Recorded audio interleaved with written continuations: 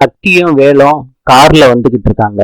அப்ப வேலு பாக்குறாரு, தென்னரசு ஓடி வர்றாரு, ஒரு 4 பேர் துரத்திக்கிட்டு வராங்கன்னு.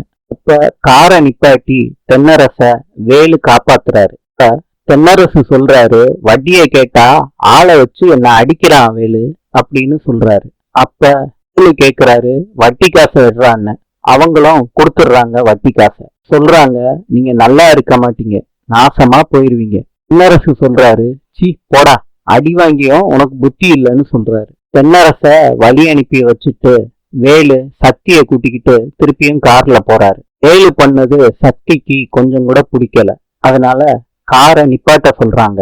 ஏன் சக்தி காரை நிப்பாட்ட சொல்றன்னு கேக்குறாரு வேலு. இப்ப சக்தி சொல்றாங்க, ஒரு மனுஷனை அப்படி போட்டு அடிக்கிற, இதெல்லாம் ஒரு வேலையான்னு கேக்குறாங்க. இதோட விளைவு உனக்கு தெரியல வேலு, உனக்கும் ஒரு நாள் வரும். அப்ப வேலு கோவப்பட்டு சக்திய கை நீட்டுறாரு. இன்று எகிப்தின் தலைநகரம் கெய்ரோ. நாளை சந்திப்போம்.